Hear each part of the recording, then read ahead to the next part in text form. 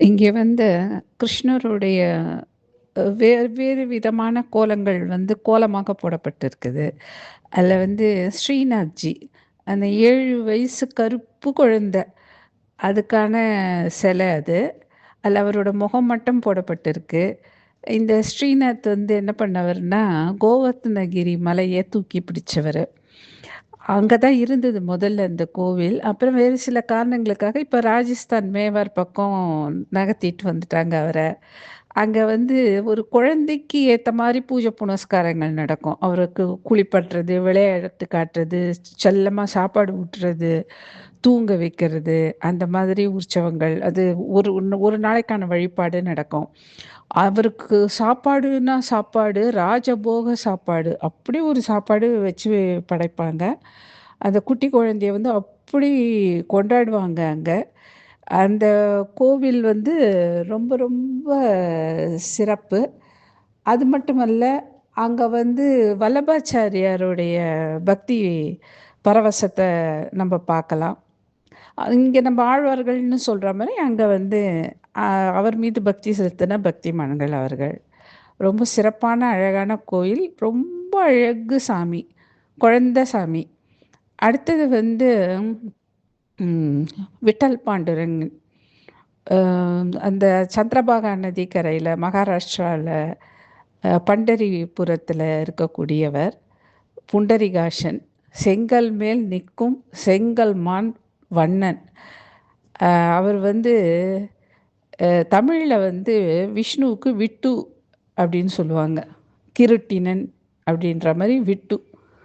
இந்த விட்டுவ நம்ம சேரணும்னா, நம்ம கோவத்த விட்டு, ஆணவத்த விட்டு, ஆசைய விட்டு, எல்லாத்தையும் விட்டியா, விட்டியா, விட்டியா, விடலையா, விட்டியா, விடலையா, நான் இன்னும் விடல, நான் இன்னும் விடல, விடல, விடல, விடல அப்படின்னு சொல்லிட்டே போனீங்கன்னா, விட்டல, விட்டல, விட்டல, விட்டல, விட்டலன்னு மாரி விட்டலா கிட்ட போய் சேர்ந்துடலாம். விட்டலா கிட்ட போனா எல்லாத்தையும் விட்டுடலாம். அப்போ அதெல்லாம் விட்ட உடனே இந்த கிட்டு வந்து நம்மள புடிச்சுக்குவாரு. அந்த கோவில்ல வந்து ருக்மாயி கூட ரொம்ப அழகா இடுப்பு மேல கை வச்சுட்டு சும்மா அப்படி ஜம்முன்னு ஒரு என்ன என்கிட்ட யார் வர முடியும்? விட்டா தான் வர முடியும் அப்படின்னு சொல்லுவாரு. அது மாரி நின்னுட்டுருப்பாரு. இந்த கோவில் வந்து ரொம்ப ஃபேமஸ்.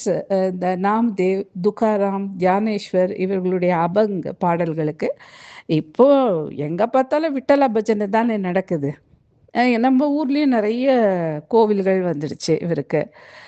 இதுவும் ரொம்ப சிறப்பான ஒரு கடவுள், அவருடைய அந்த அனுக்கிரகங்கள், அவருடைய சரித்திரம் இதெல்லாம் கேட்க கேட்க ரொம்ப ரொம்ப சந்தோஷமாக இருக்கும். அடுத்தது வந்து அ பூரி ஜெகநாத். ஆக்சுவலா அவர் வந்து புருஷோத்தமன். அவர் புருஷோத்தமபுரி. இப்ப வந்து பூரி ஜெகநாத்ன்னு சொல்றாங்க. அந்த புருஷோத்தமன் அப்படின்றதுக்கு அவர் தான் அங்க. அவர் பாருங்க எப்பவுமே கிருஷ்ணருக்கு வந்து தன் குடும்பத்தோட இருக்கிறது ரொம்ப பிடிக்கும். அ இந்த கோவில்ல பார்த்தீங்கன்னா, அவரோட அண்ணன் பல்ராமன், தங்கை சுபத்ரா இவங்களோட இருக்கிறாரு அவரு. இந்த ஜெகநாத்தோடைய அழகே அவரோட கண்ணு. அப்படி ஒரு கண்ணு, பவர்ஃபுல் கண்ணு. அத வச்சுட்டு சும்மா அப்படி பார்க்கும்போது, நமக்கு அப்படியே ஜக ஜக ஜகன்னு இருக்கும்.